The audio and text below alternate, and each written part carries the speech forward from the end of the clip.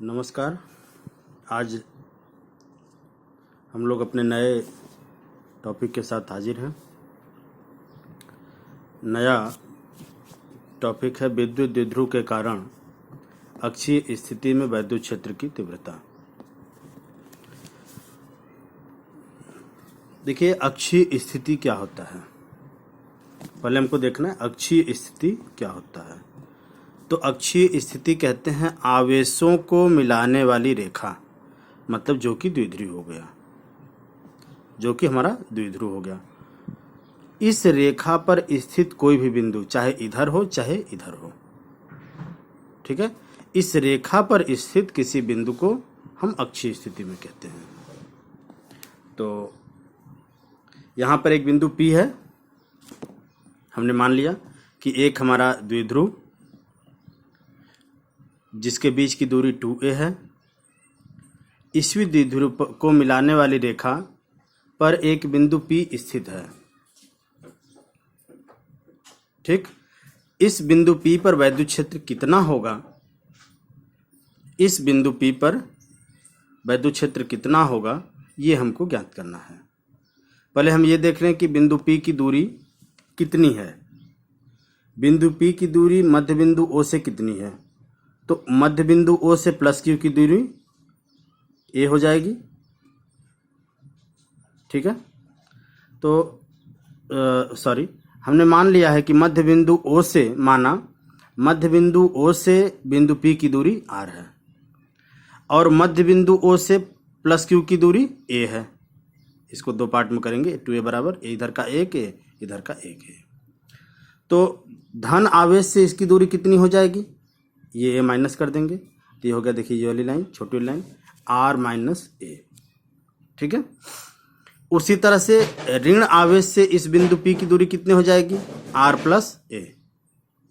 ऋण आवेश से इसकी दूरी r प्लस a। अब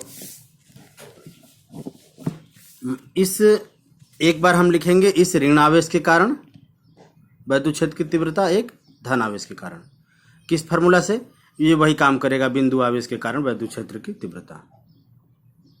बिंदु आवेश के कारण किसी बिंदु पर वैद्युत क्षेत्र की तीव्रता के सूत्र से, उसी सूत्र से चलेंगे तो हमारा ये हो जाएगा माइनस Q आवेश के कारण बिंदु P पर वैद्युत क्षेत्र।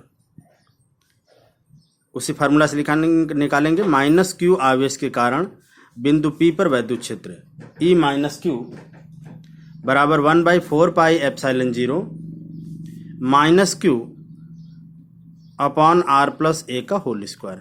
यहाँ पे माइनस Q लिया गया है सदिश रूप में, सदिश रूप में इस माइनस को ले लिया गया है ताकि हमको गणना में आगे आधारित हो, फायदा हो, अच्छा हो, फायदा हो, दिक्कत ना हो। तो minus Q R plus a का होल स्क्वायर एकांक सदिश R। इस वैद्युत क्षेत्र की दिशा किधर होगी, इस वैद्युत क्षेत्र की दिशा चित्र में दिखाया गया है आपको, बाईं ओर को होगी। इसी प्रकार प्लस Q आवेश के कारण P पर वैद्युत क्षेत्र कितना होगा, सेम होगा इसी तरह। तो प्लस Q के कारण तो क्या लिखेंगे, 1/4 पाई epsilon 0 plus Q R minus a का होल स्क्वायर एकांक सदिश R। किस तरफ, दाहिनी ओर, चित्र में दिखाया गया उसको लाल रेखा से दाहिनी ओर को दिखाया गया है। अतः P पर परिणामी वैद्युत क्षेत्र, दोनों का हम योग कर देंगे, दोनों का योग कर देंगे और योग कर देंगे तो हमारा हो जाएगा परिणामी वैद्युत क्षेत्र E बराबर E plus Q plus E minus Q। 1/4 पाई एप्सिलॉन 0 और Q दोनों में कॉमन है तो उसको बाहर ले लेंगे तो हो जाएगा Q/4 pi epsilon 0 1/r minus a का whole square minus 1 upon r plus a का होल स्क्वायर एकांक सदिश R को भी कॉमन ले लीजिए, जो कि उसकी दिशा को बता रहा है। तो इसको सॉल्व करेंगे, ठीक है, सॉल्व कर लेंगे आप, और बहुत आसान है, सॉल्व कर लेंगे। करने के बाद आएगा हमारा सॉल्व करने पर 4ar upon r square minus a square का होल स्क्वायर। फिर इसे देखते हैं तो हो जाएगा ये 4a, इसको दो भाग में तोड़ दीजिए, 2a कर दीजिए तो एक हो जाएगा Q इंटू 2A, जिसे आप लिख सकते हैं P, ठीक है, Q इंटू 2A जिसे आप लिख सकते हैं P। और एक दूसरा पॉइंट हो जाएगा जो कि यहाँ पे नहीं लिखा हुआ है, तो ये हो जाएगा, हम फिर से लिख लेते हैं यहाँ पे, बराबर Q by 4 pi epsilon not 2A R upon ये R square minus A square का होल स्क्वायर। यहाँ पे इसको हम कंडीशन देखते हैं कि अगर ये R बहुत बड़ा हो A से, R is greater than A, then A tend to 0, मतलब A को हम क्या करते हैं, छोड़ देते हैं। जो बहुत छोटी राशि है, ठीक है, तो उसे हम क्या करेंगे, छोड़ देंगे। वो बहुत छोटी राशि है बिल्कुल, तो उसे हम छोड़ देंगे, क्योंकि आपने पढ़ा है आदर्श द्विध्रुव के लिए A का मान अत्यंत कम होना चाहिए। जब अत्यंत कम है तो हम उसे छोड़ देंगे, और R बहुत बड़ा है तो ये जब छोड़ देंगे तो हो जाएगा R स्क्वायर होल स्क्वायर, ठीक है। और A को जब छोड़ेंगे तो यह भी खत्म हो जाएगा, यहां से A को खत्म कर देंगे, यहां से A को हम खत्म कर देंगे, बचेगा क्या, 2 बचेगा। अब Q इंटू 2A ये हो जाएगा स्मॉल p, ये p के बराबर। p को क्या कहते हैं, आघूर्ण, ठीक है। तो ये इस p और r हो जाएगा, और फिर R स्क्वायर R की पावर 4 बन जाएगा, तो R से R एक कट जाएगा, और हमारा जो रिजल्टेंट होगा वो होगा वैद्युत क्षेत्र E बराबर 1/4 पाई epsilon 0 2p upon R cube, एकांक सदिश, ठीक है, जो कि इसकी दिशा को बताएगा। अब ये दिशा किधर बताएगा, चूंकि धन में आ रहा है तो ये दिशा बताएगा, दिशा दाईं ओर को बताएगा।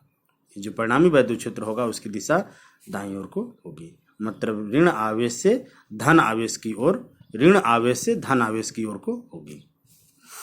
ये वायु या निर्वात में है, अन्य माध्यम में तो इसके साथ एप्सिलॉन आ जाएगा, जहां epsilon is equal to epsilon 0 into epsilon R, ठीक है। इस प्रकार से हम अक्षीय स्थिति में वैद्युत क्षेत्र की तीव्रता ज्ञात करते हैं। हमारा अगला पॉइंट है द्विध्रुव के कारण निरक्षीय स्थिति में वैद्युत क्षेत्र की तीव्रता। देखिए, अब हमको समझना होगा निरक्षीय स्थिति क्या होता है। निरक्षीय स्थिति कहते हैं जब कोई बिंदु द्विध्रुव के लंबार्धक पर स्थित हो, ठीक है। परपेंडिकुलर बाइसेक्टर आपने खींचा होगा ज्योमेट्री में। जब उस बिंदु पर कहीं भी अगर कोई बिंदु स्थित हो जिसका हमको वैद्युत क्षेत्र ज्ञात करना है, तो हम उस बिंदु को कहते हैं कि यह निरक्षीय स्थिति में है। तो यहां पर माना AB एक द्विध्रुव है जिसका मध्य बिंदु O है, उसके बीच की दूरी 2a है, इसके लंबार्धक पर एक बिंदु P स्थित है, इस बिंदु P पर हमें वैद्युत क्षेत्र ज्ञात करना है। तो फिर वही बात करेंगे जैसे उधर किया, बिंदु P पर वैद्युत क्षेत्र प्लस Q के कारण, बिंदु P पर वैद्युत क्षेत्र माइनस Q के कारण। यहां हम थोड़ा सा ध्यान देंगे कि ये थीटा है और ये हमारा लंब है, तो यहां से यहां तक की दूरी क्या होगी, यहां से यहां तक की दूरी बहुत आसान है, आप जानते हैं इसको कि √R square plus A square हो जाएगा पाइथागोरस वाले सिस्टम से ही, ठीक है।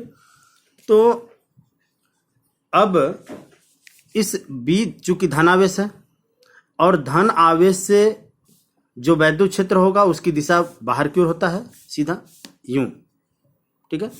ऋण आवेश की ओर होता है वैद्युत क्षेत्र, माइनस Q की दिशा इधर की ओर हो जाएगी। परिणामी वैद्युत क्षेत्र इन दोनों के बीच के कोण को विभाजित करते हुए क्षैतिज दिशा में जाएगा। तो हम परिणामी वैद्युत क्षेत्र E के लिए क्या करेंगे, इन दोनों के क्षैतिज घटकों को जोड़ देते हैं और इनके ऊर्ध्वाधर घटक एक दूसरे से निष्फल हो जाते हैं। हम अभी आपको बहुत अच्छे से दिखाते हैं उसको। उससे पहले हम थोड़ा देख लें कि धनावेश के कारण वैद्युत क्षेत्र कितना है और ऋणावेश के कारण। तो ये दोनों सेम होगा, क्योंकि डिस्टेंस दोनों का बराबर है और डिस्टेंस का ही डिफरेंस होता है, तो सेम होगा। चलिए देखते हैं। प्लस क्यू के कारण 1/4πε0 q upon √r² plus a square का होल स्क्वायर, एकांक सदिश r। ठीक है, होल स्क्वायर तो रूट हट जाएगा। बिंदु P पर माइनस क्यू के कारण E माइनस क्यू इंडिकेटेड है, is equal to 1/4πε0 q upon √r² plus a square का होल स्क्वायर, एकांक सदिश r। इनके परिमाण बराबर हैं, देख रहे हैं आप दोनों का, ठीक, केवल दिशा का डिफरेंस होता है, बाकी परिमाण दोनों के सेम हैं। जब इनके परिमाण बराबर हैं तो हम इनके परिमाण को ले लेंगे, केवल इनके परिमाण को ले लेते हैं, तो हम देखते हैं कि दोनों E plus q is equal to E minus q is equal by 4π q upon r² plus a square. अब हमने आपको बताया कि परिणामी वैद्युत क्षेत्र, इनके परिमाण बराबर हैं लेकिन दिशाएं भिन्न भिन्न हैं, तो इनका परिणामी वैद्युत क्षेत्र के लिए इनके सदिश योग करते हैं। ठीक है, तो इस चित्र के अनुसार देखिए, ये E है प्लस क्यू, इसे क्षैतिज और लंब घटकों में हम वियोजित कर देंगे। इसे क्षैतिज और लंब घटकों में जब वियोजित करेंगे आप, तो ये हो जाएगा, ये वाला लंब घटक हो जाएगा, जिसे कहेंगे E Q sine theta, E plus Q sine theta. इधर वाला क्षैतिज घटक हो जाएगा ई कॉस थीटा। ठीक है, इधर इसी तरह नीचे वाले को करेंगे ई माइनस वाले को, तो ई माइनस ये वाला साइन थीटा वाला हो जाएगा और ये कॉस थीटा हो जाएगा। लंब घटक एक दूसरे से, देखें दोनों की दिशा विपरीत है तो दोनों से निष्फल हो जाते हैं, लेकिन क्षैतिज घटक दोनों की दिशा एक ही है, तो इन दोनों को, ये दोनों जुड़ जाते हैं और जो रिजल्ट आता है वही हमारा परिणामी वैद्युत क्षेत्र होगा। ठीक है, तो आगे देखते हैं। इसके लिए हम क्या करते हैं, क्षैतिज घटकों को जोड़ देते हैं, बस इतना काम करता है। तो क्षैतिज घटक को जब जोड़ देंगे तो देखिए, परिणामी वैद्युत क्षेत्र E बराबर E कॉस थीटा प्लस वाला and plus E minus q वाला कॉस थीटा, दोनों के मान लिखेंगे तो हो जाएगा 1/4πε0 q upon r² plus a square cos theta plus 1/4πε0 q upon r² plus a square cos theta. ठीक है, जो कॉमन लेने लायक है सबको कॉमन ले लीजिए, जो भी आपके कॉमन लेने लायक है उनको कॉमन ले लीजिए, और उसके बाद बचेगा हमारा क्या, इधर cos theta plus cos theta, तो कॉस थीटा भी कॉमन, तो 1 + 1 2 हो जाएगा, 2 कॉस थीटा। कॉस थीटा बराबर उस फिगर से जो हमारा था फिगर, ये वाला, ये है A, ये है, तो ये वाला √r² plus a square. Cos theta बराबर आधार बटे कर्ण, तो आधार का मान a लिख लिया और कर्ण का मान √r² प्लस a स्क्वायर। ये वैल्यू यहाँ पे रख देंगे कॉस थीटा का, तो हो जाएगा 2a √a स्क्वायर। ठीक है, और इसको फिर सॉल्व कर देंगे तो q × 2a आपको पता होता है p, द्विध्रुव आघूर्ण जिसको कहते हैं वो होता है p, और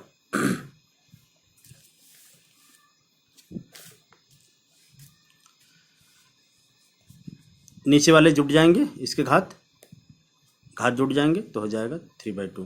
फिर यहाँ पे वही बात करेंगे, यदि r is greater than a तो a को छोड़ देते हैं, a टेंड टू 0 मतलब a को छोड़ देते हैं, तो क्या हो जाएगा, a यहाँ पे 0, a की जगह 0 हो जाएगा, 2 से 2 कैंसिल, तो हो जाएगा r³, तो 1/4πε0 r³। सदिश रूप में आप इसी को लिख सकते हैं, सदिश रूप में लिखेंगे तो माइनस हो जाएगा।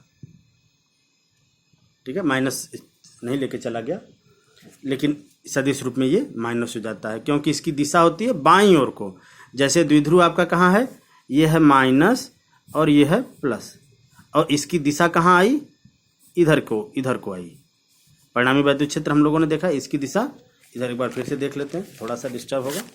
तो देखिए, ये है माइनस, ये है प्लस, और इसकी दिशा कहाँ, बाईं ओर को, मतलब उल्टे है, इसलिए सदिश रूप में इसकी दिशा जो रिजल्ट आता है उसमें क्या लिखते हैं, माइनस, और लास्ट में लिखते हैं बाईं ओर को, मतलब धन से ऋण की ओर।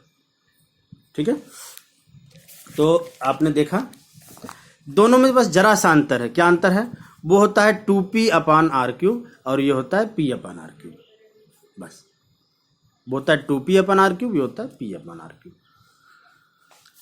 एक समान वैद्युत क्षेत्र में, अगला टॉपिक है, एक समान वैद्युत क्षेत्र में स्थित द्विध्रुव पर बल आघूर्ण।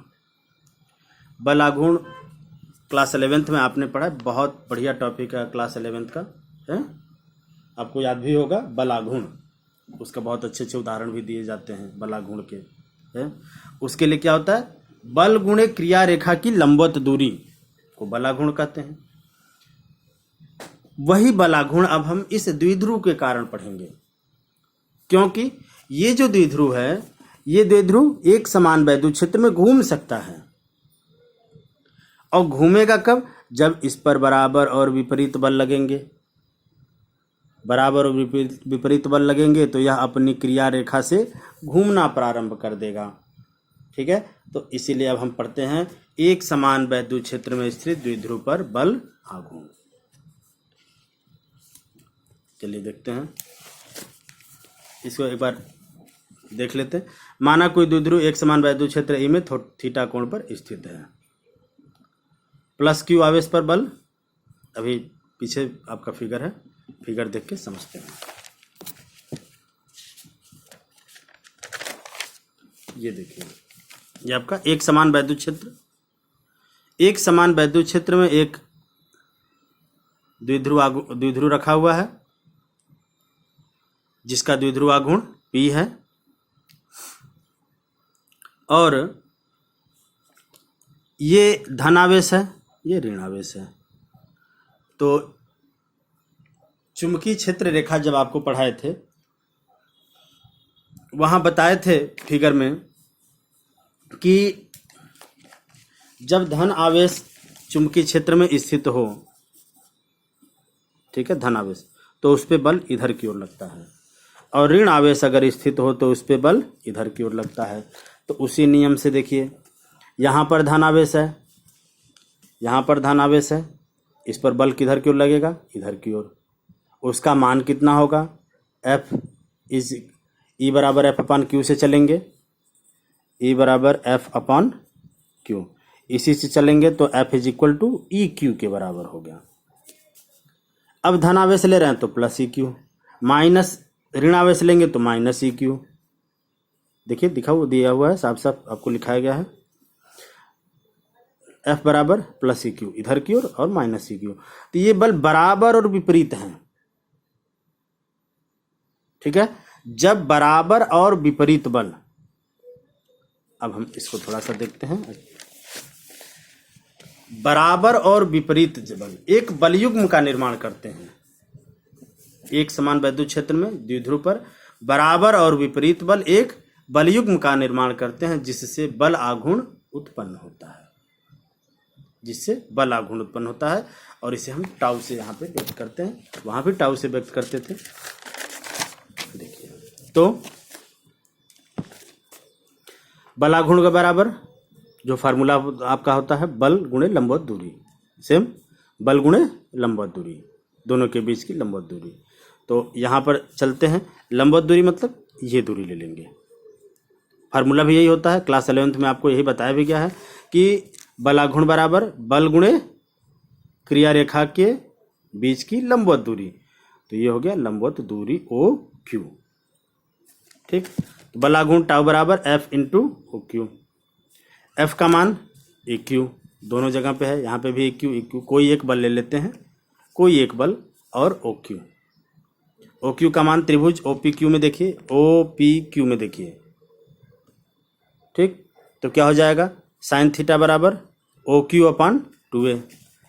दिख रहा है आपको, साइन थीटा बराबर OQ/2a। तो लंब OQ बराबर क्या हो जाएगा, 2a साइन थीटा। ये वैल्यू उठा के आप यहाँ रख देंगे, 2a साइन थीटा। ठीक, और अब यहाँ से देखिए Q इंटू 2a ये बना लेगा P, जिसे कहते हैं द्विध्रुव आघूर्ण। ध्यान देंगे, बल आघूर्ण और द्विध्रुव आघूर्ण दोनों में नो कंफ्यूजन।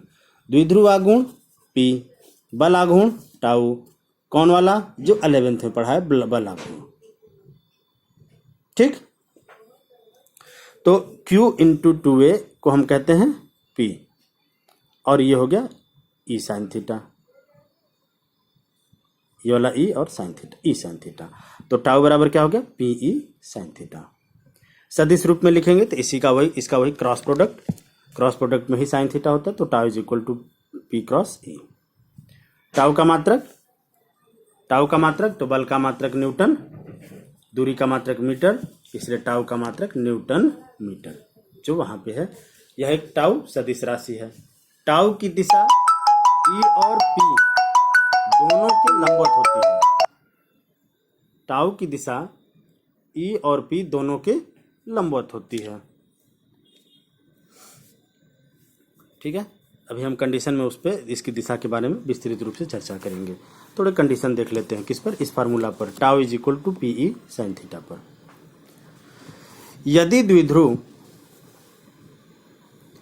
यदि थीटा बराबर 0 डिग्री रखा जाए, टाउ बराबर PE साइन थीटा में यदि थीटा बराबर 0 डिग्री रखा जाए, टाउ बराबर PE साइन थीटा में थीटा बराबर 0 डिग्री, मतलब द्विध्रुव वैद्युत क्षेत्र के समांतर हो।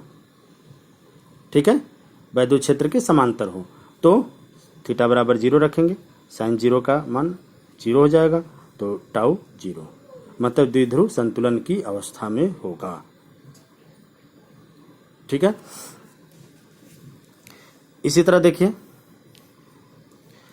यदि थीटा बराबर 180 डिग्री तो द्विध्रुव